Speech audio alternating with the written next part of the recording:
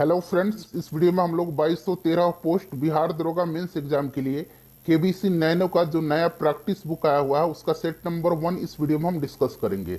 देखिए फ्रेंड्स, बिहार दरोगा मेंस का जो पेपर लिया जाएगा वो ऑफिशियली डेट अनाउंस कर दिया गया है। 24 अप्रैल 2022 को जो है बिहार दरोगा मेंस का एग्जाम लिया जाएगा। तो बहुत ही कम समय बचा हुआ है, आप लोग तैयारी में लग जाइए। चैनल पर अगर आप पहली बार आए हैं तो चैनल को सब्सक्राइब करके बेल आइकन को दबा लीजिएगा, ताकि जब भी बिहार दरोगा मेंस से संबंधित कोई भी इंपॉर्टेंट वीडियो अपलोड किया जाए तो उसका नोटिफिकेशन सबसे पहले आपके पास पहुंच जाए। तो चलिए फ्रेंड्स, बिना देरी किए हुए आज का सेशन स्टार्ट करते हैं। फ्रेंड्स प्लीज वीडियो को लाइक और शेयर जरूर कर दीजिएगा। तो फ्रेंड्स, आज के सेशन का पहला प्रश्न देखिए। पहला प्रश्न है कि वंशागति के क्रोमोजोमवाद का सिद्धांत किसने प्रस्तुत किया था? तो फ्रेंड्स, ये प्रस्तुत किया था सटन एवं बावेरी ने। Option number C right answer हो जाएगा। देखिए, जो मेंडल हैं इनको अनुवांशिकता का जनक माना जाता है, ठीक है, याद रखेंगे। और डिब्रीज जो है, ह्यूगो डिब्रीज, इन्होंने उत्परिवर्तन का सिद्धांत दिया था। नेक्स्ट क्वेश्चन देख लीजिएगा। दूसरा प्रश्न है कि परजीवी गाय रोजी के दूध में मिलने वाला प्रोटीन है। तो देखिए फ्रेंड्स, वर्ष 1977 में, ध्यान रखेंगे आप सभी लोग, वर्ष 1977 में सर्वप्रथम परजीवी गाय रोजी से मानव प्रोटीन संपन्न दुग्ध प्राप्त किया गया। और इस दूध में मानव अल्फा लैक्टोएल्बुमिन, यहां पर देखिए मानव अल्फा लैक्टोएल्बुमिन मिलता है, जो मानव शिशु हेतु अत्यधिक संतुलित पोषक तत्व है, जो साधारण गाय के दूध में नहीं मिलता है। तो राइट आंसर इसका ऑप्शन नंबर ए हो जाएगा। तीसरा प्रश्न है कि वर्षा की बूंद की गोलाकार आकृति का कारण क्या है? तो ये पृष्ठ तनाव है, सरफेस टेंशन है। नेक्स्ट क्वेश्चन देखिएगा कि हरगोविंद खुराना को किस आविष्कार के लिए सम्मानित किया गया था? तो राइट आंसर इसका हो जाएगा आपका, कौन सा हो जाएगा फ्रेंड्स? तो जीन संश्लेषण के लिए। Option number B right answer हो जाएगा। जीन संश्लेषण के लिए 1968 में इनको जो है चिकित्सा के क्षेत्र में नोबेल पुरस्कार से सम्मानित किया गया था। उसके बाद देखिएगा कि टमाटर का लाल रंग किसके कारण से होता है? बहुत ही इंपॉर्टेंट क्वेश्चन है। तो ये होता है लाइकोपिन के कारण। बीटा कैरोटीन जो है ये गाजर में पाया जाता है। एंथोसाइनिन के कारण सेव का रंग लाल होता है, इसको भी ध्यान रखेंगे। निम्न पदार्थों में से कौन सा पदार्थ खाने की वस्तुओं का परीक्षण यानी कि प्रिजर्वेशन में प्रयोग होता है? तो ये है sodium benzoate. Option number C correct answer हो जाएगा। फ्रेंड्स, सभी लोग लास्ट में अपना अपने स्कोर कमेंट करके बताइएगा। और देखिए, जो रुक्मणी पब्लिकेशन का यानी कि प्लेटफॉर्म का जो प्रैक्टिस सेट है उसको भी हम लोग कवर कर रहे हैं। 4 सेट मैंने कवर करवा दिया है। मैं एक अलग प्लेलिस्ट बना दूंगा, ठीक है, सभी वीडियो का लिंक वहां पर रहेगा, वीडियो अवेलेबल रहेंगे वहां पर, आप लोग देख लीजिएगा। गुणसूत्र, जिनमें गुणसूत्र बिंदु अनुपस्थित होता है, कहलाते हैं। तो फ्रेंड्स, वे क्या कहलाते हैं? तो उसको कहा जाता है एसेंट्रिक क्रोमोसोम, यानी कि अकेंद्रीय गुणसूत्र, eccentric chromosome. Option number D इसका राइट आंसर बिल्कुल हो जाएगा। नाम से ही क्लियर हो रहा है, एसेंट्रिक यानी कि अकेंद्रीय गुणसूत्र। इसमें क्या है कि गुणसूत्र, इसमें गुणसूत्र बिंदु अनुपस्थित रहता है। उसके बाद नेक्स्ट क्वेश्चन देख लीजिएगा। अगला प्रश्न है कि निम्न में से कौन सी धातु वजन में सबसे हल्की है? तो सबसे हल्की लिथियम हो जाएगा। पृष्ठ तनाव किसके कारण उत्पन्न होता है? तो पृष्ठ तनाव जो है यह कोहेसिव फोर्स के कारण, अणुओं के मध्य कोहेसिव फोर्स यानी कि संसंजक बल के कारण। Option number B right answer इसका हो जाएगा। उसके बाद देखिएगा कि निम्न में से कौन सी प्रक्रिया वाष्प को सीधे ठोस में बदलती है? इसका आंसर आप तुरंत अभी कमेंट करके बताइए। ये पूछा गया प्रश्न है बिहार दरोगा पीटी एग्जाम में। इसका आंसर आप कमेंट करके तुरंत बताइए। निम्नलिखित में से कौन सा मादा प्रजनन तंत्र का भाग नहीं है? इस तरह का क्वेश्चन मैं आपको बार बार करवाता हूं। तो देखिए, इसमें से जो शुक्रवाहिका है ये पुरुष प्रजनन तंत्र का भाग है, मादा प्रजनन तंत्र का भाग नहीं है। नेक्स्ट क्वेश्चन देखिएगा कि निम्न में से कौन मीन वर्ग से संबंधित है? मछली वर्ग से। तो ये है शार्क। वेल मैमल है, तारा मछली यानी कि स्टारफिश जो है ये इकाइनोडर्मेटा संघ में आता है। अगला क्वेश्चन देखिएगा कि सितारों का टिमटिमाना तारों की रोशनी के वायुमंडल में से किसके कारण होता है? तो फ्रेंड्स, ये अपवर्तन के कारण होता है। Option number A right answer इसका हो जाएगा। उसके बाद देखिए इंटेंसिफाइड यानी कि तीव्र, और हिंदी में इसको शुद्ध बोलें तो सघन होगा, यानी कि सघन मिशन इंद्रधनुष का संबंध निम्नलिखित में से किस क्षेत्र से है? तो देखिए, सघन मिशन इंद्रधनुष 4.0 अभी हाल ही में 7 फरवरी 2022 को लागू किया गया है। डेट याद रखेंगे, यह टीकाकरण से संबंधित है। गर्भवती महिलाओं और जो शिशु हैं उनको टीका दिया जाता है। Option number D right answer हो जाएगा, टीकाकरण से। ध्वनि तरंगे किस प्रकार की तरंग होती हैं? तो ध्वनि तरंगे अनुदैर्घ्य तरंग है। Right answer option number B हो जाएगा, अनुदैर्घ्य यांत्रिक तरंग। और अनुप्रस्थ है प्रकाश तरंग। उसके बाद नेक्स्ट क्वेश्चन देख लीजिएगा कि फैराडे स्थिरांक, ठीक है, ये क्या है? तो फैराडे स्थिरांक, ध्यान से सुनिए, भौतिकी और रसायन विज्ञान में एक मोल इलेक्ट्रॉन पर स्थित कुल आवेश की मात्रा को फैराडे स्थिरांक कहा जाता है।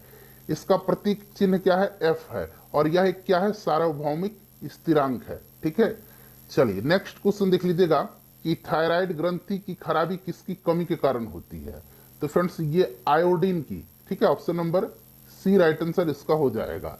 आयोडीन की कमी से घेंघा रोग होता है।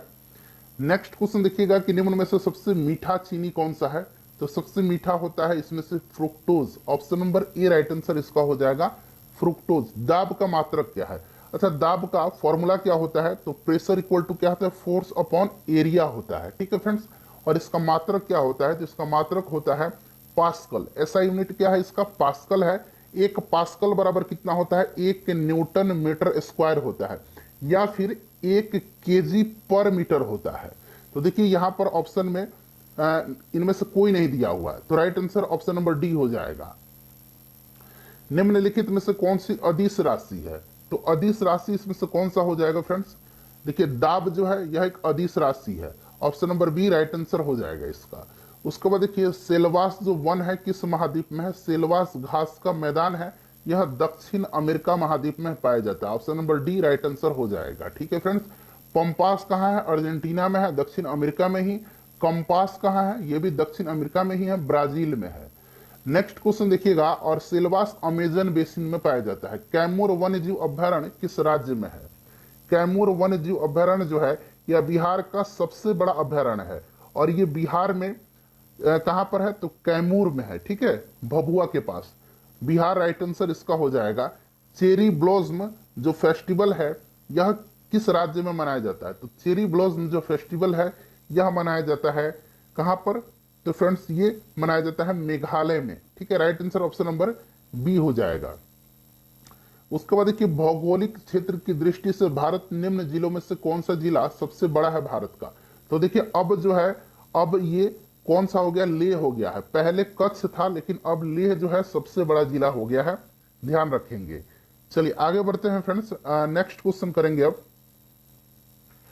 देखिए अगला क्वेश्चन है हमारा कि निम्न हिमालय पर्वत श्रेणियों में से किस पर्वत श्रेणी को अटल टनल पार करती है? अटल टनल, पहले इसका नाम रोहतांग दर्रा था। ठीक है, इसकी लंबाई कितनी है? 9.02 किलोमीटर है। ठीक है फ्रेंड्स, और ये पूर्वी पीर पंजाल में जो है यह इसी पर्वत श्रेणी को पार करती है। उसके बाद देखिएगा कि निम्न राज्यों में से कौन सा राज्य भारत में सर्वाधिक सौर ऊर्जा का उत्पादक है? तो अब जो है राजस्थान सबसे आगे हो गया है। पहले कर्नाटक था, लेकिन कर्नाटक को पछाड़ करके अब राजस्थान 1 नंबर पर आ गया है। उसके बाद नेक्स्ट क्वेश्चन देख लीजिएगा कि कन्याकुमारी से सटी पहाड़ी कौन सी है? तो ये पहाड़ी है इलायची की पहाड़ी, अंग्रेजी में इसको कार्डमम पहाड़ी कहा जाता है।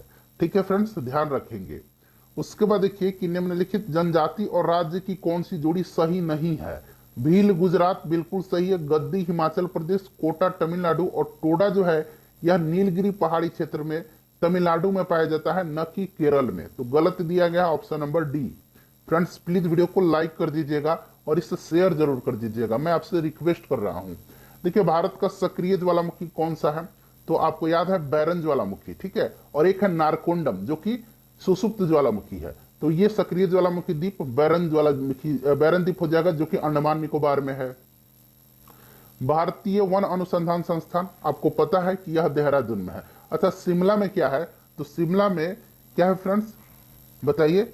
तो देखिए शिमला में जो है यह केंद्रीय आलू अनुसंधान संस्थान। देखिए केंद्रीय आलू अनुसंधान संस्थान की जो स्थापना हुई थी 1949 में पटना में हुई थी। बाद में 1956 में इसका मुख्यालय शिमला स्थानांतरित किया गया। तो ये भी आप ध्यान रखेंगे, पटना में इसकी स्थापना हुई थी 1949 में, और 1956 में इसको जो है कहां शिफ्ट किया गया? शिमला में।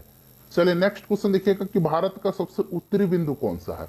तो सबसे उत्तरी बिंदु इंदिरा कॉल है। ठीक है, और इंदिरा पॉइंट जो है सबसे दक्षिणी हो जाएगा। नामदफा नेशनल पार्क, तो नामदफा नेशनल पार्क जो है ये अरुणाचल प्रदेश में है। ठीक है फ्रेंड्स। बाकी असम में आपको पता है काजीरंगा है, मानस है, देहिंग पटकाई है, रायमोना नेशनल पार्क है। उड़ीसा में कौन सा है? उड़ीसा में कौन सा है? उड़ीसा में सिमलीपाल है। ठीक है फ्रेंड्स। और उसके बाद अगर हम बात करते हैं मणिपुर में, तो मणिपुर में कौन सा है? केबुल लामजाओ है।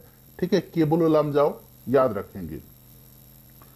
उसके बाद देखिएगा कि निम्नलिखित याम्योत्तर में से कौन सा भारत का मानक याम्योत्तर है? तो ये आपका 82.5 डिग्री पूर्व हो जाएगा। Option number A right answer इसका हो जाएगा। उसके बाद देखिए भारत मानक समय रेखा कहां से नहीं गुजरती है? तो देखिए भारतीय मानक समय रेखा जो है यह उत्तर प्रदेश, मध्य प्रदेश, छत्तीसगढ़, उड़ीसा और आंध्र प्रदेश, इन 5 राज्यों से गुजरती है। ये तेलंगाना से होकर के नहीं गुजरती है। उसके बाद 35 नंबर देख लीजिएगा। 35 नंबर क्वेश्चन है कि सोकर, इसको इस तरह से लिखा जाता है, तो सोकर पढ़ते हैं। ठीक है, इस तरह से सोकर, इसको इस तरह से लिखा जाता है और पढ़ा जाता है सोकर। ठीक है, यहाँ इस तरह बना लीजिए, सोकर वेटलैंड्स यानी कि आर्द्रभूमि किस क्षेत्र में है? तो देखिए सोकर और स्तारता सापुक, यहां मैं लिख देता हूं स्तारता सापुक, ये दो जो वेटलैंड्स हैं ये कहां हैं? तो ये भी याद रखना है, सोकर वेटलैंड्स और स्तारता सापुक वेटलैंड। ये जो है स्तारता सापुक सो, ठीक है, ये जो है लद्दाख में है। Option number B right answer इसका हो जाएगा। अब देखिए मिलान करना है, एक तरफ वेदांग दिया गया और दूसरी तरफ उनका विषय दिया गया है, तो बिल्कुल ये मिलान में है। ठीक है, तो 1 2 3 इसका राइट आंसर हो जाएगा। उसके बाद नेक्स्ट क्वेश्चन देखिए, कौन सा मध्यकालीन भारतीय साम्राज्य व्यापक स्तर पर स्थानीय स्वशासन के लिए प्रसिद्ध था? तो देखिए ये चोल वंश था। Option number B right answer हो जाएगा। और देखिए चोल वंश की स्थापना विजयालय ने किया था। राजधानी इनकी कहाँ है? तंजौर है। और देखिए राजराजेश्वर मंदिर, जिसको कि बृहदेश्वर मंदिर कहा जाता है, इसका निर्माण राजराज प्रथम ने करवाया था, चोल शासक राजराज प्रथम ने। नेक्स्ट क्वेश्चन देखिए, बंगाल में द्विशासन प्रणाली किसके द्वारा लागू की गई थी? तो यह रॉबर्ट क्लाइव के द्वारा लागू की गई थी। इनमें से कौन गुप्त काल में औषधि के क्षेत्र में अपने कार्य के लिए जाने जाते हैं? तो ये सुश्रुत हैं। ऑप्शन नंबर ए हो जाएगा। मुगल चित्रकला किसके नेतृत्व में अपने शीर्ष बिंदु पर थी? तो ये थी किसके समय में? जहांगीर के समय में। Option number A right answer हो जाएगा। जहांगीर के शासनकाल को जो है मुगल चित्रकला का स्वर्ण काल कहा जाता है। जहांगीर ने आगा राजा के नेतृत्व में आगरा में एक चित्रणशाला की स्थापना किया था। नेक्स्ट क्वेश्चन देख लीजिएगा कि काकोरी ट्रेन डकैती कांड, अब इसका नाम जो है उत्तर प्रदेश सरकार ने चेंज करके काकोरी ट्रेन एक्शन, हिंदी में काकोरी ट्रेन कार्रवाई कहा जाएगा, वो रख दिया है। किन क्रांतिकारियों को फांसी की सजा दी गई थी? तो काकोरी ट्रेन एक्शन जो है यह घटना 9 अगस्त 1925 को घटित हुई थी और इसमें रामप्रसाद बिस्मिल और अशफाक उल्ला खां को जो है फांसी की सजा दी गई थी। और अशफाक उल्ला खान संभवतः पहले मुस्लिम भारतीय क्रांतिकारी थे जिनको फांसी की सजा दी गई थी। नेक्स्ट क्वेश्चन देखिएगा कि भारतीय राष्ट्रीय कांग्रेस की प्रथम महिला अध्यक्ष, देखिए प्रथम महिला अध्यक्ष एनी बेसेंट जी थी। प्रथम भारतीय महिला अध्यक्ष पूछता तब सरोजनी नायडू हो जाता। एनी बेसेंट 1917 का जो कलकत्ता अधिवेशन हुआ था उसी में भारतीय राष्ट्रीय कांग्रेस की इन्होंने अध्यक्षता की थी। नेक्स्ट क्वेश्चन देख लीजिएगा, क्वेश्चन नंबर 43 कि जहांगीर के शासनकाल में निम्नलिखित में से किस चित्रकार को नादिर उल असर, देखिए इसको नादिर उल उस, आपको ने पढ़ा होगा, नादिर उल उस खिताब से नवाजा था। तो नादिर उल उस और नादिरु जमा, यहां मैं लिख देता हूं नादिरु जमा, ये उपाधि से सम्मानित किसको किया गया था? तो देखिए नादिर उल उस की उपाधि से जो है सम्मानित किया गया था उस्ताद मंसूर को, और नादुर जमा की उपाधि से अबुल हसन को सम्मानित किया था। किसने? तो जहांगीर ने। नेक्स्ट क्वेश्चन देखिएगा कि कुतुब मीनार के प्रवेश द्वार को जाना जाता है, तो ये अलाई दरवाजा। अच्छा, कुतुब मीनार की नींव किसने रखी थी? जरा आप मुझे कमेंट करके बताइएगा। ठीक है, चलिए फजल अली आयोग संबंधित है, तो फजल अली आयोग जो है यह संबंधित है राज्यों के पुनर्गठन से। राज्य पुनर्गठन आयोग के अध्यक्ष फजल अली थे, आपको याद होगा। भाषाई आधार पर गठित पहला राज्य आंध्र प्रदेश है, इसको भी ध्यान रखेंगे। उसके बाद अभी मिलान करना है। देखिए राइट आंसर इसका आपको यहां से चुन करके बताना है। तो देखिए फ्रेंड्स, अगर हम बात करते हैं सिंधु घाटी सभ्यता, तो यह नगरीय सभ्यता थी। उत्तर वैदिक समाज जो हो जाएगा ये कृषक था। ऋग्वैदिक काल जो हो जाएगा ये चारागाह हो जाएगा, और मध्यकाल जमींदारी। तो राइट आंसर इसका 4 3 1 2 हो जाएगा। 4 3 1 2, देखिए 4 3 1 2 कहां पर दिया गया? ऑप्शन नंबर डी में दिया गया है। उसके बाद देखिए फिर से मिलान करना है, एक तरफ पुस्तक है और उसके लेखक है। सबसे पहले जो आपको पुस्तक का लेखक का नाम याद है पहले मिलाइए। तो देखिए गीता रहस्य हो जाएगा किससे, बाल गंगाधर तिलक से, ठीक है। उसके बाद देखिए the story of my deportation, ये किसका हो जाएगा, तो फ्रेंड्स ये आपका हो जाएगा Lala Lajpat Rai. A nation in making, ये आपका हो जाएगा सुरेंद्र नाथ बनर्जी। और India wins freedom, Maulana Abul Kalam Azad. तो राइट आंसर इसका हो जाएगा, क्या हो जाएगा, 3 फिर 4 फिर 1 और 2। तो 3 4 1 2 देखिए कहां पर दिया है, 3 4 1 2 ऑप्शन नंबर यहां पर ए में दिया गया है। उसके बाद नेक्स्ट क्वेश्चन देख लीजिएगा कि नेटिव मैरिज एक्ट किस वर्ष पारित किया गया था। तो देखिए नेटिव मैरिज एक्ट जो है यह 1872 में पारित किया गया था और इस एक्ट में लड़कियों की शादी की न्यूनतम उम्र 14 साल और लड़कों का 18 साल रखा गया था। उसके बाद देखिए आईएनए के अधिकारियों पर मुकदमा चलाया गया था। तो दिल्ली के लाल किला में यह मुकदमा चलाया गया था। किसके खिलाफ, कौन कौन थे इसमें जिनके खिलाफ यह मुकदमा चला था, तो गुरु बख्श सिंह थे, प्रेम सहगल थे, शाहनवाज खान थे। और ये जो कैदी थे आईएनए के, उनके समर्थन में कौन से वकील थे, तो भूलाभाई देसाई के नेतृत्व में पंडित जवाहरलाल नेहरू, तेज बहादुर सापरू, कैलाश नाथ काटजू और अरुणा असफ अली खान थी इनके समर्थन में। नेक्स्ट क्वेश्चन देख लीजिएगा, ये मिलान करना है, एक तरफ राजवंश दिया गया है, दूसरी तरफ उनकी राजधानी दी गई है। पल्लव का हो जाएगा कांची, पांडे का मदुरई, मदुरई, ठीक है, मदुरई। उसके बाद यादव का देवगिरी और काकतीय का वारंगल। तो राइट हो जाएगा 2 3 4 1, 2 3 4 1 ऑप्शन नंबर बी में यहां पर देखिए 2 3 4 1 दिया गया है। उसके बाद देखिएगा कि हाँ देखिए ये व्यवस्थित करना है कालक्रम के अनुसार। तो पूना पैक्ट कब हुआ था, तो ये हुआ था 24 सितंबर 1932 को, ठीक है, मैं सबके सामने लिख देता हूं। उसके बाद देखिए गांधी इरविन समझौता 5 मार्च 1931 को। क्रिप्स मिशन 1942 में आया था और संविधान अवज्ञा आंदोलन कब चला था, तो ये 1930 में शुरू हुआ था। तो अब आप इसको क्रम से मिला लेंगे। 4 सबसे पहले कौन हो जाएगा, क्रम से आपको चुनना है। तो क्रम से अगर चुनेंगे तो सबसे पहले कौन सी घटना हो जाएगी, 4 हो जाएगा 1930। उसके बाद 2 हो जाएगा 5 मार्च 1931। उसके बाद 1 हो जाएगा, ठीक है, और फिर आखिरी में क्रिप्स मिशन हो जाएगा। तो 4 2 1 3, 4 2 1 3, 4 2 1 3 ऑप्शन नंबर सी में दिया गया है। उसके बाद देखिए निम्नलिखित में से किस न्यायाधीश को जनहित याचिका का प्रवर्तक माना जाता है, तो फ्रेंड्स ये माना जाता है पीएन भगवती को, ठीक है। उसके बाद नेक्स्ट क्वेश्चन देखिएगा कि किस वर्ष तक के लिए लोकसभा के निर्वाचन क्षेत्रों में परिसीमन की प्रक्रिया को स्थगित कर दिया गया है, तो ये 2026 हो जाएगा। नेक्स्ट क्वेश्चन देख लीजिएगा कि राज्यसभा के सेवानिवृत्त होने वाले सदस्यों के संबंध में निम्न में से कौन सा कथन सत्य है। इसमें से जो सत्य कथन हो जाएगा वो हो जाएगा वो मात्र 2 ही बार पुनः मनोनीत हो सकते हैं। राज्यसभा के जो सदस्य होते हैं उनका कार्यकाल 6 वर्ष का होता है और उनकी न्यूनतम आयु सीमा कितनी है, 30 वर्ष रखी गई है। लोकसभा में 25 वर्ष। अनुच्छेद 249 के अंतर्गत संकल्प पारित करने के लिए राज्यसभा के कितने सदस्यों का समर्थन आवश्यक है, तो देखिए पूरा ऑप्शन देख लीजिएगा। सही आंसर हो जाएगा उपस्थित एवं मतदान करने वाले सदस्यों का 2/3 बहुमत और सदन के कुल सदस्य संख्या का 2/3 बहुमत। भारतीय संविधान को किस संविधान सभा द्वारा अंगीकृत किया गया था, कब, तो आपको याद होगा 26 नवंबर 1949 को। नेक्स्ट क्वेश्चन देखिएगा, अगला क्वेश्चन है कि कोई वित्तीय बिल प्रस्तावित हो सकता है, तो फ्रेंड्स यह हो सकता है केवल लोकसभा में। उसके बाद देखिएगा भारतीय संविधान के निम्नलिखित अनुच्छेदों में से कौन अनुच्छेद राज्य की सरकारों को ग्राम पंचायतों को संगठित करने का निर्देश देता है। ग्राम पंचायत का चुनाव कराना राज्य सरकार की जिम्मेदारी होती है। ग्राम पंचायत का संगठन जो है अनुच्छेद 40 में है। अनुच्छेद 32 में संवैधानिक उपचारों का अधिकार है और संवैधानिक उपचारों का अधिकार को डॉक्टर बाबा साहब अम्बेडकर जी ने संविधान का आत्मा कहा है। अनुच्छेद 51 में अंतर्राष्ट्रीय शांति और सुरक्षा की अभिवृद्धि से संबंधित है, यानी कि विदेश नीति जो है ये अनुच्छेद 51 में है। एक कल्याणकारी राज्य के निदेशक आदर्श वर्णित है, तो यह राज्य के नीति निर्देशक तत्वों में सिद्धांत में ऑप्शन नंबर ए हो जाएगा। उसके बाद 60 नंबर क्वेश्चन देख लीजिएगा कि भारत के राष्ट्रपति को उसके पद से हटाया जा सकता है, तो फ्रेंड्स ये महाभियोग की प्रक्रिया के द्वारा आर्टिकल 61 में संसद के किसी भी सदन में चाहे लोकसभा हो चाहे राज्यसभा हो महाभियोग की प्रक्रिया शुरू की जा सकती है। नेक्स्ट क्वेश्चन देखिए, राज्यों की विधान परिषद की न्यूनतम सदस्य संख्या, तो न्यूनतम 40 से कम नहीं हो सकती।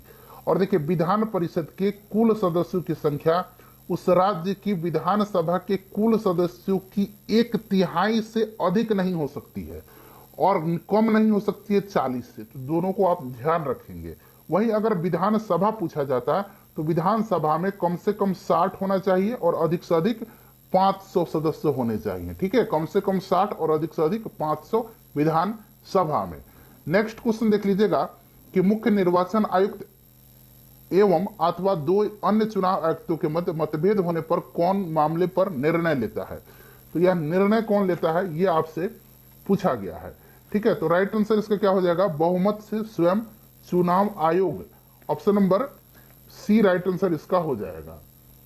नेक्स्ट क्वेश्चन देखिए, किस समिति ने पंचायती राज चुनावों में राजनीतिक दलों की सहभागिता की अनुशंसा की थी। तो यह अशोक मेहता समिति। अगला क्वेश्चन देखिए, भारत में विधि निर्मात्री सर्वोच्च निकाय, तो यह भारत की संसद है। उसके बाद देखिए, राज्य विधायिका में धन विधेयक केवल किसकी पूर्व सिफारिश पर प्रस्तुत किया जा सकता है। तो राज्य विधायिका में राज्यपाल हो जाएगा। उसके बाद देखिए, भारत के प्रथम लोकपाल, तो ये पीसी घोष हैं, पिनाकी चंद्र घोष हो जाएगा। चालू खाते के लेन देन हेतु भारतीय रुपया कब से पूर्ण परिवर्तनशील किया गया। तो ये 1994 से किया गया था। उसके बाद देखिए, भारत में पहली आर्थिक जनगणना कब की गई थी। तो ये 1977 में। उसके बाद देखिए, भारत में औद्योगिक क्षेत्र की उपलब्धि को मापने के लिए निम्न में से कौन सी संस्था औद्योगिक उत्पादन के सूचकांक को जारी करता है। तो ये जारी कौन करता है, यह CSO जो है, केंद्रीय सांख्यिकी कार्यालय, यह जारी करता है। उसके बाद देखिए, छठी पंचवर्षीय योजना के दौरान निम्नलिखित में से कौन सा कार्यक्रम शुरू किया गया था। तो ये कौन सा कार्यक्रम था, तो एकीकृत ग्रामीण विकास कार्यक्रम। ठीक है फ्रेंड्स, चलिए उसके बाद देखिएगा कि निम्नलिखित में से कौन सा प्रत्यक्ष वित्त का स्रोत नहीं है। तो ये नाबार्ड है। नाबार्ड के अध्यक्ष कौन है, गोविंदा राजालू चिंताना है। ठीक है फ्रेंड्स, नाबार्ड का हेडक्वार्टर मुंबई में है। उसके बाद देखिएगा कि भारत में न्यूनतम समर्थन मूल्य का निर्धारण कौन करता है। तो ये कृषि लागत एवं मूल्य आयोग करता है। ऑप्शन नंबर ये हो जाएगा, इंपॉर्टेंट है, ध्यान रखेंगे इसको। उसके बाद देखिए, 7वीं पंचवर्षीय योजना के अंतर्गत अपनाई गई विकास व्यू रचना थी। तो उपरोक्त सभी इसका करेक्ट आंसर हो जाएगा। $5 ट्रिलियन अर्थव्यवस्था का लक्ष्य प्राप्त करने के लिए कब तक रखा गया है भारत का। तो ये रखा गया है 2024 तक। उसके बाद नेक्स्ट क्वेश्चन देखिएगा, ट्रेवल एंड टूरिज्म प्रतियोगितात्मक सूचकांक जारी किया जाता है किसके द्वारा। तो फ्रेंड्स, यह जो है, यहां पर ऑप्शन देख लीजिएगा, यह जारी किसके द्वारा किया जाता है। तो यह जारी किया जाता है विश्व आर्थिक मंच के द्वारा। ठीक है, वर्ल्ड इकोनॉमिक फोरम के द्वारा। उसके बाद देखिएगा कि निम्नलिखित समितियों में से किसने मात्र पोषक तत्वों की आवश्यकता के आधार पर गरीबी रेखा का निर्धारण किया था। तो यह थी अलग समिति।